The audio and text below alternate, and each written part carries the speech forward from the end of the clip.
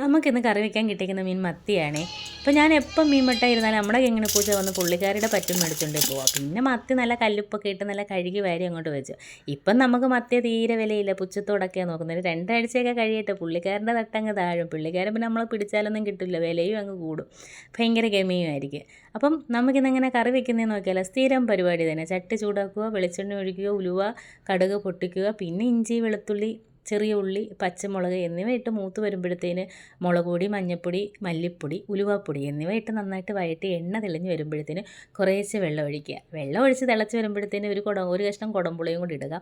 എന്നിട്ട് അത് തിളച്ച് വരുമ്പോഴത്തേന് മത്തിയും വാരി ഇടുക കേട്ടോ. എന്നിട്ട് ഉപ്പും കൂടി ഇടണേ. എന്നിട്ട് ഇത് 2-3 തിള വന്ന് കഴിയുമ്പോഴത്തേനും ലോ ഫ്ലെയിമിൽ വെച്ച് പറ്റിക്കുക. എന്നിട്ടിത് കുറുകി വരുമ്പോഴത്തേന് നല്ല പച്ചക്കറിവേപ്പില അന്നേരം ഇപ്പം നല്ലൊരു മണമുണ്ട്. ഇച്ചിരി പച്ച വെളിച്ചെണ്ണയും കൂടി ഒഴി.